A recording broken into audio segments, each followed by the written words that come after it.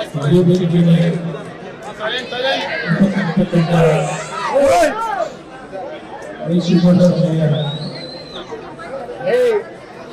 ಆತ್ಮೀಯ ಹಿರಿಯ ಟ್ರಸ್ಟಿಗಳು, ಜಿಲ್ಲಾಧಿಕಾರಿಗಳೇ ಹಾಗೂ ನಮ್ಮ ನಮ್ಮ ಎಲ್ಲ ಆತ್ಮೀಯ ಸ್ನೇಹಿತರು ಹಾಗೂ ಎಲ್ಲ ನಮ್ಮ ಶಾಲಾ ಇವತ್ತಿನ ದಿನ ನಮ್ಮ ಶಿವಕುಮಾರ್ ಅವರು, ಜಯರಾಜ್ ಅವರು ಎಲ್ಲ ನಮ್ಮ ಇಲ್ಲಿಯ ಹಳೆಯ ವಿದ್ಯಾರ್ಥಿಗಳು ಇವತ್ತು ಸಹ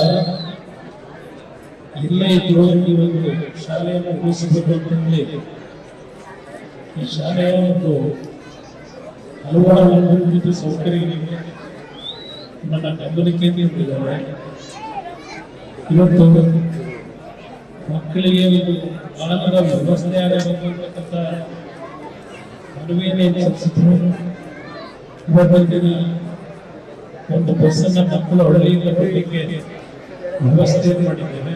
ಇನ್ನೂ ಒಂದು ಬಸ್ ಬೇಕಂತಕ್ಕಂಥದ್ದು ಹೇಳಿದ್ದೀರಿ. ಅದನ್ನು ಸಹ ಸದ್ಯದಲ್ಲೇ ಮಕ್ಕಳ ಒಂದು ವಿದ್ಯೆಗೆ ಅನುಕೂಲ ಆಗಬೇಕು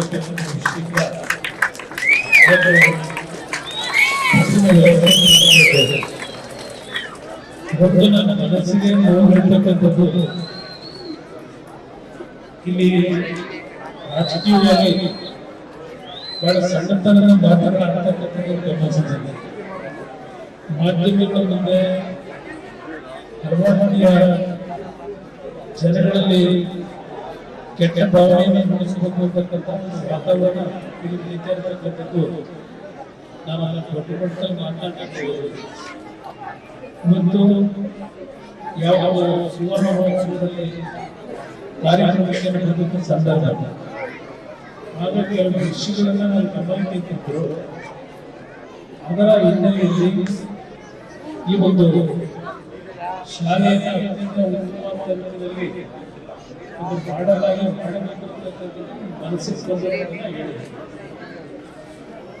ಆದರೆ ಕಳೆದ 10 ತಿಂಗಳಿಂದ ಶಾಲೆಯಲ್ಲಿ ಕೆಲಸ ಮಾಡತಕ್ಕಂಥವರಿಗೆ ಸಂಬಳ ಆಗತಕ್ಕಂಥದ್ದು ನಾವು ಗಮನಿಸ್ತೀವಿ. ನಾನು ಈ ವಿಷಯ ಗಮನಕ್ಕೆ ಬಂದ ಮೇಲೆ ಏನ್ ಮಾಡಬೇಕು ಅಂತಕ್ಕಂಥದ್ದನ್ನ ಯೋಚನೆ ಮಾಡ್ತಾ ಇದ್ದೇನೆ. ಇದು CSR ಫಂಡ್ನಲ್ಲಿ ಸಹ ಸಂಬಳ ಕೊಡಲ್ಲ, ಕಟ್ಟಡಗಳನ್ನ ಏನು ನಡೆಸಬಹುದು. ಮಾಧ್ಯಮದ ಸ್ನೇಹಿತರಿಗೆ ಕೆಲವರು ಸಣ್ಣತನ ಮಾತುಗಳನ್ನು ನಿಮ್ಮ ಮುಂದೆ ಹೇಳಿ ಬಳಸಿದರೆ ನಾನು ಎಂದೂ ಸಹ ಯಾವುದಾದ್ರೂ ಒಂದು ವಿಷಯವನ್ನು ಹೇಳಿದಾಗ ಅದನ್ನು ಎಂದು ಮರೆಯೋಲ್ಲ. ಕಳೆದ 15 ದಿವಸಗಳಲ್ಲಿ ನಾನು ಇಲ್ಲಿ ಸುವರ್ಣ ಮಹೋತ್ಸವಕ್ಕೆ ಬಂದ ನಂತರ ನನ್ನ ಆರೋಗ್ಯದ ಸಮಸ್ಯೆಗಳಿಂದ ಮಂಡ್ಯಗೆ ಬರ್ಲಿಕ್ಕೆ ಆಗಲಿಲ್ಲ. ನಾನು ಬರದೇ ಇದ್ದರೂ ಸಹ ಮಂಡ್ಯದಲ್ಲಿ ಆಶೀರ್ವಾದ ಮಾಡತಕ್ಕಂಥ ಜೊತೆ ನೀವು ಬರದೇ ಇದ್ದರೂ ಆರೋಗ್ಯ ಸರಿಯಾಗಿರ್ತಕ್ಕಂಥ ಬಗ್ಗೆ ತೋರಿಸಿದ್ದೇನೆ ಅನುಕಂಪ. ಅದು ಮನೆಗೆ ಕಾಯಿಲ್ಲ, ಅದರಿಂದ ಒಂದು ಸ್ವಲ್ಪ ದಿನ ತಡವಾಗಿ ಇವತ್ತು ಹಳೆಯ ವಿದ್ಯಾರ್ಥಿಗಳೆಲ್ಲ ಸೇರಿ ಕಾಲದ ಪ್ರಿನ್ಸಿಪಲ್ತೆ ನನಗೆ ಈ ಒಂದು ಇನ್ಫ್ರಾಸ್ಟ್ರಕ್ಚರ್ ಏನೇನು ಆಗಬೇಕಾಗಿದೆ, ಒಂದು 10 ಕೋಟಿ ರೂಪಾಯಿಗಳ ವೆಚ್ಚದ ಕಾಮಗಾರಿಗಳಿಗೆ ನನಗೆ ಗಮನ ಸೆಳೆಯತಕ್ಕದ್ದು. ಅದರ ಮೇಲೆ ಈಗಾಗಲೇ ನಾನು CSR ನಮ್ಮ ಸೇನೆಯಿಂದಲೋ PSU ಇಲ್ಲಿಗೆ ಹಣವನ್ನು ತೊಡಗಿಸಬೇಕು ಅಂತ ಹೇಳಿ ಈಗಾಗಲೇ ಎಸ್ಟಿಮೇಟ್ ಮಾಡಿಸಿದ್ದೇವೆ. ಹಣ ಏನು ಹೇಳಿದ ರಾತ್ರಿ ಬರ್ತದೆ, 10 ಕೋಟಿ ಹಣ ಅಂತಕ್ಕಂಥದ್ದಕ್ಕೆ ನನ್ನ ಗಮನದಲ್ಲಿ ಅದಷ್ಟೇ ಅಲ್ಲ, ನನಗೆ ಪತ್ರಿಕೆಗಳಲ್ಲಿ ಕಳಿಸಿ ಸಂಬಳ ಕೊಟ್ಟಿಲ್ಲ, ಈಗ ದೊಡ್ಡದಾಗಿ ಹೇಳ್ಬೇಕು ಕುಮಾರಸ್ವಾಮಿ ಏನ್ ಮಾಡಿದ್ದಾರೆ. ಸಣ್ಣದಲ್ಲಿ ಯಾರೋ ನಾನು ಅವ್ರ ಬಗ್ಗೆ ಎಲ್ಲ ಚರ್ಚೆ ಅವ್ರ ಬಗ್ಗೆ ಮಾತನಾಡಿದೆ.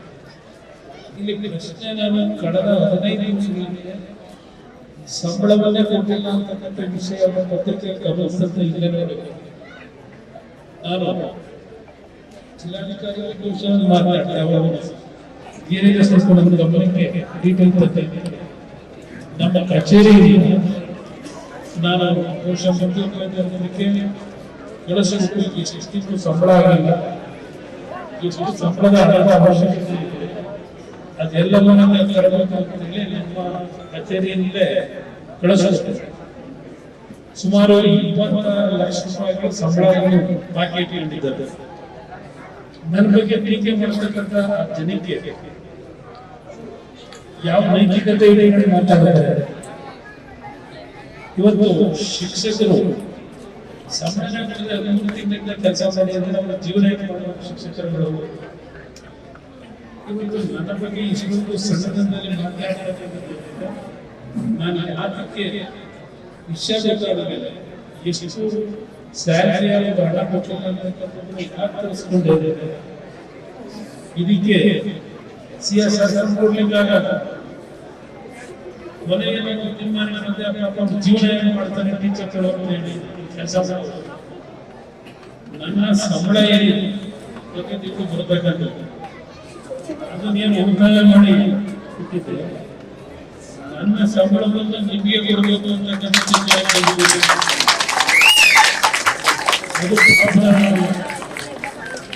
ನಿನಗೆ ಇವತ್ತು ಮಂತ್ರಿಯಾಗಿ ಕೆಲಸ ಮಾಡೋದಕ್ಕೆ ಪ್ರತಿದಿನ ಸಂಬಳ ಬರ್ತಾ ಇದೆ. ಆ ಸಂಬಳದ ದುಡ್ಡನ್ನು ಇವತ್ತು ಎಲ್ಲ ಶಿಕ್ಷಕರಿಗೆ 13 ತಿಂಗಳು 26 ಲಕ್ಷ ರೂಪಾಯಿ ಪೇಮೆಂಟ್ ಇದೆ ಅಂತ ಗಮನ ITI ಅಲ್ಲಿ ಕೆಲಸ ಮಾಡತಕ್ಕಂಥವ್ರು ಇದೆಲ್ಲ ಸೇರಿ ನಾನೇನು ವರ್ಗಾವಣೆ ಯಾರು ದುಡ್ಡು ತಗೊಳ್ಳಲ್ಲ, ಇಲ್ಲ ಯಾರು ಕೆಲಸ ಮಾಡಬೇಕಾದ್ರೆ ಕಮಿಷನ್ ತಗೊಳ್ಳಲ್ಲ. ಅತ್ಯಂತ ನನ್ನ ದುಡಿಮೆಯ ಹಣ ಕೊಡ್ತಾ ಇದೆ, ಪಾಪದ ಹಣ ನಾನು ಇದಕ್ಕೆ ಕೊಡ್ತಾ ಇಲ್ಲ. ಮಾತಾಡತಕ್ಕಂಥ ಅರ್ಥ ಮಾಡ್ಕೋಬೇಕು, ನಾನು ಬಿಗಿ ಹಿಡಿದು ಮಾತಾಡಬೇಕು ಅನ್ನೋದು ಹೇಳಿಕೆ ಬಯಸ್ತೀನಿ. ನನಗೂ ಬೇರೆ ರಾಜಕಾರಣಕ್ಕೂ ಬಹಳ ವ್ಯತ್ಯಾಸ ಇದೆ. ಅದರಿಂದ ನಾನು ಯಾವುದಾದ್ರೂ ಒಬ್ಬ ಸಾಮಾನ್ಯ ಪ್ರಜೆ ನನ್ನ ಒಂದು ವಿಷಯ ಚರ್ಚೆ ಮಾಡಿದರೆ ಅತ್ಯಂತ ಗಂಭೀರವಾದ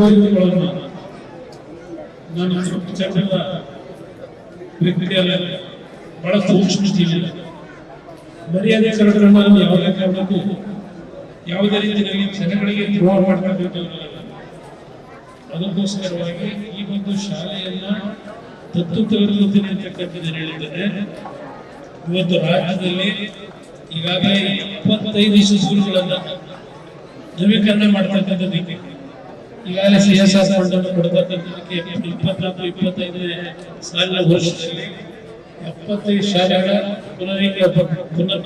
ಏನು ಒಂದು ರಿಪೇರಿಗಳಾಗಬೇಕಾಗಿದೆ, ಹೊಸ ಕಟ್ಟಡಗಳಾಗಬೇಕು. ಇದಕ್ಕೆಲ್ಲ ಹಣದ ಒಂದು ವ್ಯವಸ್ಥೆಯನ್ನೇ ಮಾಡಿದ್ದೇವೆ.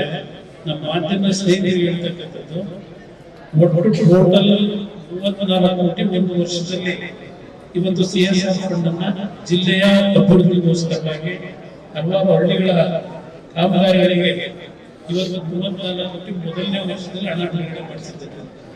ಮತ್ತೆ ಇದೇ ವರ್ಷ 25-26 ಸಾಲಿಗೆ ಮತ್ತೆ ಪುನಃ 30-50 ಕೋಟಿ ಜಿಲ್ಲೆಗೆ ತರಬೇಕು ಅಂತಕ್ಕಂಥದ್ದು ಈಗಾಗಲೇ ಎಲ್ಲ ವಿಷಯವನ್ನು ಚರ್ಚೆ ಮಾಡಿದ್ದೇನೆ ಕಂಪನಿಗಳ ಜೊತೆಯಲ್ಲಿ. ನಾನು ಯಾವುದೇ ಕಾರಣಕ್ಕೂ ಈ ಜನತೆಗೆ ಅನ್ಯಾಯ ಅವಕಾಶ ಇಲ್ಲ, ನಿಮ್ಮ ಗೌರವ ಚ್ಯುತಿ ತರ್ತಕ್ಕಂಥವನು ಅಲ್ಲ. ಇವತ್ತು ಕಾರ್ಖಾನೆಗಳ ಬಗ್ಗೆ ಚರ್ಚೆ ಮಾಡ್ತಾರೆ, ರಾತ್ರಾಂತರ ಕಾರ್ಖಾನೆ ಕಟ್ಟಕ್ಕಾಗಲ್ಲ, ಹಲವಾರು ಸಮಸ್ಯೆಗಳು. ನಾನು ಜಿಲ್ಲಾಧಿಕಾರಿಗಳು ಇಲ್ಲೇ ಇಲ್ಲ, ಒಂದು ವರ್ಷದಿಂದ ಅವರು ಮನವಿ ಮಾಡ್ತಾ ಇದ್ದೇನೆ. ಜಾಗ 20 ಎಕರೆ 50 ಎಕರೆ ಜಾಗ ಬಗ್ಗೆ ಅವರು ಪ್ರೇರಣೆ ಮಾಡ್ತಾ ಇದ್ದಾರೆ. ಇಲ್ಲಿ ಮಂಡ್ಯದಲ್ಲಿ ನಾವು ಕಾರ್ಖಾನೆ ಮಾಡಬೇಕಾದ್ರೆ ಜಾಗದ ಅವಶ್ಯಕತೆ ಏನಿದೆ ಅದರಂತೆ ಇವತ್ತು ನನ್ನ ಇಲಾಖೆ ಕಾರ್ಖಾನೆ ಕಟ್ಟತಕ್ಕಂಥ ಇಲಾಖೆ ಕೆಲವು ಸ್ಕೀಮ್ಗಳು ಮಾಡತಕ್ಕಂಥ ಇಲಾಖೆ. ಬಹಳ ಜನಕ್ಕೆ ಮಂತ್ರಿಯಾಗಿದ್ದಾನೆ, ಏನೋ ಒಂದು ಕಾರ್ಖಾನೆ ತರಬೇಕು ಅಂತ ಆಸೆ ಇದೆ. ನಾನು ಹಲವಾರು ಪ್ರಯತ್ನ ಪಡ್ತಾ ಇದ್ದೇನೆ, ಅದರಲ್ಲಿ ಯಾವುದೇ ಸಂಶಯ ಇಲ್ಲ.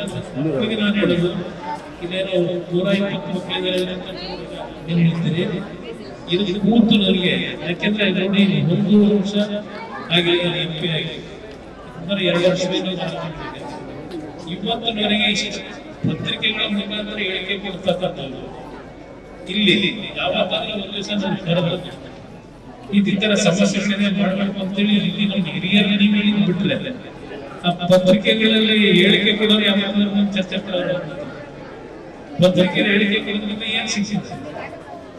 ಇವತ್ತು ಇರ್ತಕ್ಕಂಥ ಟ್ರಸ್ಟಿಗಳು ಕೆಲವು ಮಾತಾಡಿದ್ದಾರೆ.